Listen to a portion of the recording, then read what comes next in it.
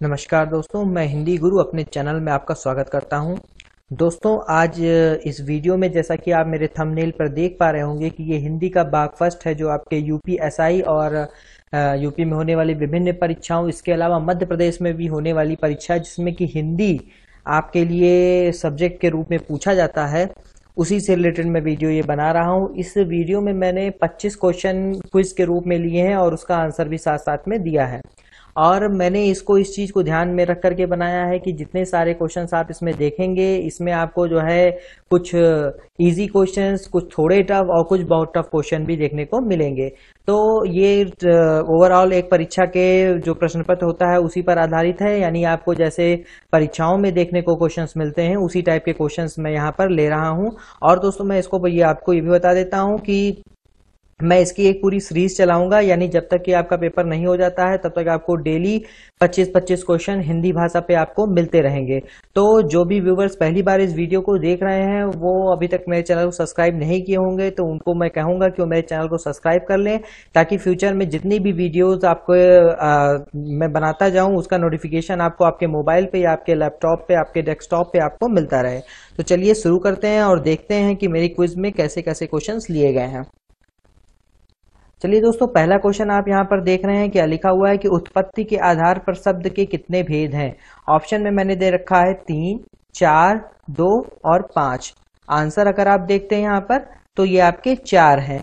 4 आपके जो है उत्पत्ति के आधार पे होते हैं। मैं इसको बता देता हूँ वो 4 होते भी हैं क्या। तत्सम शब्द आपने सुना होगा, तद्भव शब्द होते हैं, देशज शब्द और विदेशज शब्द होते हैं। ये ऐसे 4 शब्द हैं जो आपका उत्पत्ति के आधार पर होते हैं। चलिए दोस्तों, नेक्स्ट क्वेश्चन देखते हैं। नेक्स्ट क्वेश्चन मेरा ये है कि आखिरी कलम किसकी रचना है। आपके पास ऑप्शन है देवसेन, मलिक मोहम्मद जैसी, चिंतामणि त्रिपाठी या मल्लिका दास। आंसर है आपके लिए मलिक मोहम्मद जैसी। मलिक मोहम्मद जैसी जी ने आपका जो है ये आखिरी कलम नाम का रचना की थी। चलिए दोस्तों, आगे चलते हैं, देखते हैं नेक्स्ट क्वेश्चन क्या है। इनमें से क्या उपसर्ग नहीं है। उपसर्ग नहीं है आपके लिए ऑप्शन में है आ, चिर, प्रति, एका। आंसर है आपका एका। दोस्तों, आप लोग को पता होगा कि उपसर्ग होता है और एक प्रत्यय होता है। उपसर्ग मतलब कि जो आपके शब्दों के स्टार्टिंग में लगाए जाते हैं वो आपके उपसर्ग होते हैं और जो अंतिम में लगाए जाते हैं वो आपके प्रत्यय होते हैं। चलिए दोस्तों, नेक्स्ट क्वेश्चन देखते हैं मेरा क्या है। इसमें क्वेश्चन में आपसे पूछा गया है कि परिणामवाचक क्रिया विशेषण अव्यय है, यानी इसमें से जो ये 4 ऑप्शन दिए गए हैं इसमें से क्या परिणामवाचक क्रिया विशेषण अव्यय है।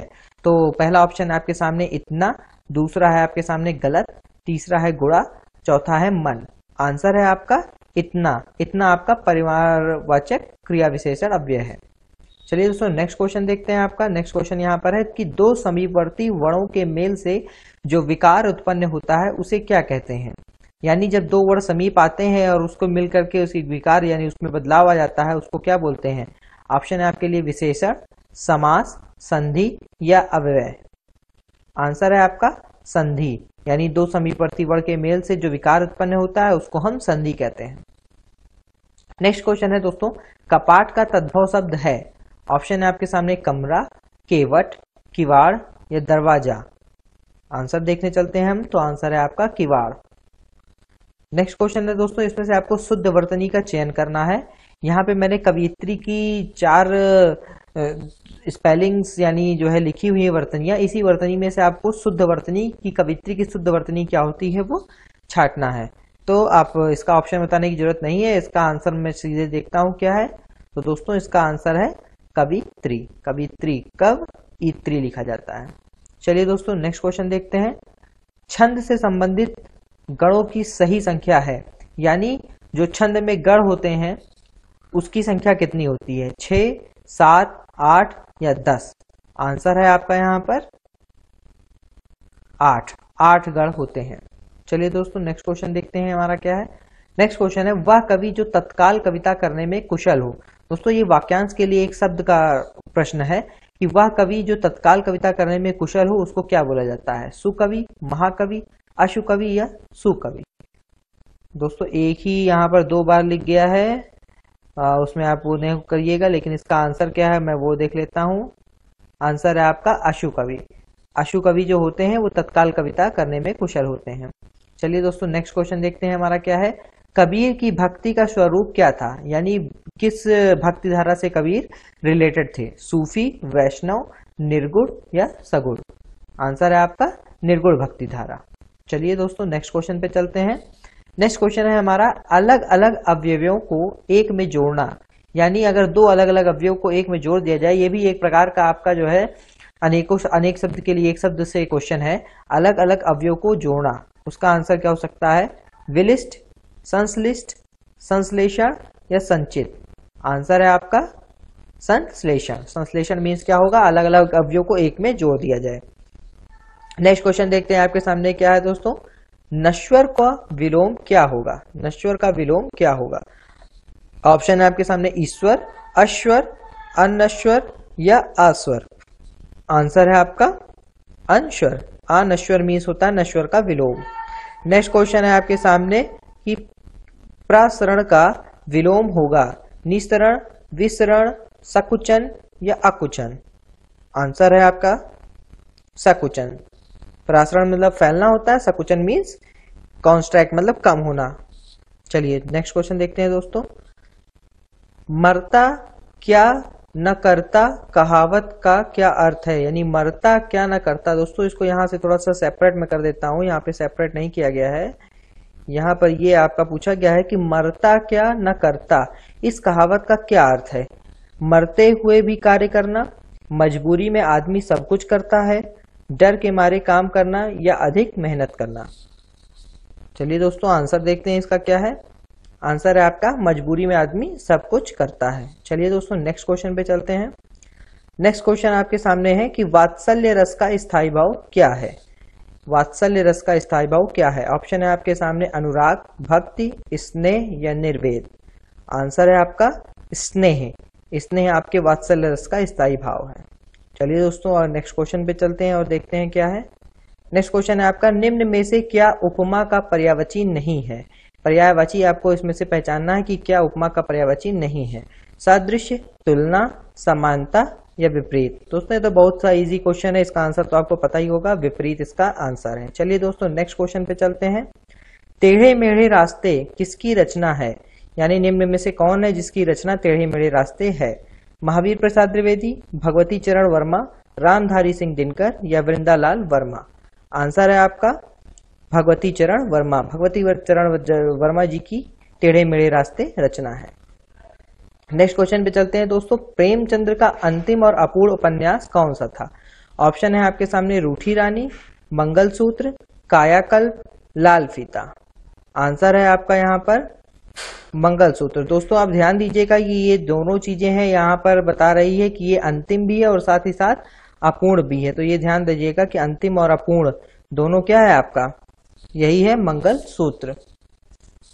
नेक्स्ट क्वेश्चन है आपका कि आह किस प्रकार का अव्यय है। ऑप्शन है आपके लिए आश्चर्यबोधक, तिरस्कार बोधक, विषाद बोधक या अनुमोदन बोधक। आंसर है आपका विषाद बोधक। विषाद बोधक मतलब जब हम लोग बहुत ही उसमें होते हैं, दुखी हुए होते हैं, तो हमारे उससे आह निकलती है, तो वही इसका आंसर होगा। चलिए दोस्तों नेक्स्ट क्वेश्चन पे चलते हैं। चिंता मुक्त में कौन सा समास है। ऑप्शन है आपके सामने तत्पुरुष समास, अविभाव समास, कर्मधारय समास या द्विगु समास। चलिए आंसर देख लेते हैं इसका। आंसर है आपके सामने तत्पुरुष समास। चलिए नेक्स्ट क्वेश्चन पे चलते हैं। जिसका अंत सुखमय हो, ये आपका अनेक शब्दों के लिए एक शब्द से क्वेश्चन लिया गया है। आंसर है आपके लिए यहाँ पे ऑप्शन है आपके लिए यहाँ पे सिद्ध काम, सुखी अंत, मंगलमय या सुखांत। आंसर है आपका सुखांत। नेक्स्ट क्वेश्चन पे चलते हैं दोस्तों। अंजन शब्द का अर्थ क्या है, यानी यहाँ पे अंजन का अर्थ आपको बताना है। भांग, विरोध, काजल या तेजाब। आंसर है आपका काजल। दोस्तों आप देख रहे होंगे सभी क्वेश्चनों में मैंने वेरियस टाइप के क्वेश्चंस को लिए हुए हैं जो कि आपके डिफरेंट टॉपिक से हैं। कोई एक टॉपिक से बहुत ज्यादा क्वेश्चन नहीं है, क्योंकि वहां भी आपको ऐसे ही देखने को मिलेगा कि क्वेश्चन जो रहेंगे वो आपके कुछ पार्ट से लिए गए होंगे। इसीलिए मैंने उसी हिसाब से एकदम परीक्षा के पे आधारित, यानी परीक्षाओं पे जैसे जो है आते हैं उसी पे आधारित एकदम क्वेश्चनों को यहाँ पे लिया हुआ है, और आगे वाले सभी पार्ट में मैं ऐसे ही क्वेश्चन आपके सामने रखूंगा। चलिए दोस्तों नेक्स्ट क्वेश्चन पे चलते हैं। यहाँ पर आपसे क्वेश्चन पूछ रहा है कि इसमें आपको बताना है कि किस वर्ग में त्रुटि है। यहाँ पे आंसर नंबरिंग नहीं की गई है, मैं आपको यहाँ नंबर कर देता हूँ 1 2 3 या 4। तो वीर सैनिक कहते हैं कि हम विद्रोही शत्रु का नाश करेंगे। तो इसमें से आपको बताना है कि किस में गलती है। तो इसमें या तो पहले पार्ट में गलती होगी, या दूसरे में होगी, या तीसरे में होगी। अगर किसी में नहीं है तो आपको आंसर लगाना है चौथा। तो यहाँ पर आंसर हम देखते हैं क्या है इसका। दोस्तों आंसर तो मेरे ख्याल से यहाँ पर लिखना भूल गए, लेकिन मैं आपको बता देता हूँ कि ये दूसरे पार्ट में आपको जो है गलती नजर आ रही है, कि आप लोग पढ़ते समय भी देख रहे होंगे। वीर सैनिक कहते हैं कि हम विद्रोही शत्रुओं का नाश करेंगे। चलिए दोस्तों नेक्स्ट क्वेश्चन पे चलते हैं। नेक्स्ट क्वेश्चन है आपका, बहादुर किस भाषा से लिया गया शब्द है? ऑप्शन है आपके लिए बंगला, नेपाली, तुर्की या फारसी। तो आंसर यहाँ पर है आपका तुर्की। बहादुर को जो है किस भाषा से लिया गया है? ये तुर्की भाषा से लिया गया है। चलिए नेक्स्ट क्वेश्चन पे चलते हैं। आंचलिक रचनाएं किससे संबंधित होती हैं? ऑप्शन है आपके सामने देश विशेष से, जाति विशेष से, लोक विशेष से या क्षेत्र विशेष से। देखिए दोस्तों यहाँ का भी आंसर लिखना भूल गए हैं, कोई बात नहीं, मैं आपको आंसर बता देता हूं कि जो आपकी आंचलिक रचनाएं हैं वो आपकी क्षेत्र विशेष से रिलेटेड हैं। किस चीज से संबंधित हैं? आपकी क्षेत्र विशेष से संबंधित हैं। दोस्तों ये मेरी इस वीडियो का लास्ट क्वेश्चन था। मैं उम्मीद करता हूं मेरे द्वारा दिए गए सभी प्रश्न आपको अच्छे लगे होंगे और मेरे द्वारा बनाई गई वीडियो भी आपको अच्छी लगेगी। अगर आपको ये वीडियो पसंद आई हो तो आप इसे लाइक करना बिल्कुल भी ना भूलें। जो भी व्यूवर्स पहली बार मेरी वीडियो को देख रहे हैं वो मेरे चैनल को सब्सक्राइब कर लें, ताकि फ्यूचर में आने वाली सभी वीडियोस के बारे में आपको रेगुलर अपडेट मिलती रहे। अपने दोस्तों के साथ भी इसको शेयर करें ताकि वो भी परीक्षाओं की सारी तैयारी आसानी से कर सकें और अच्छे से उसकी प्रिपेयर करके परीक्षा में जाएं और सिलेक्शन को पाएं। Thank you for watching my channel.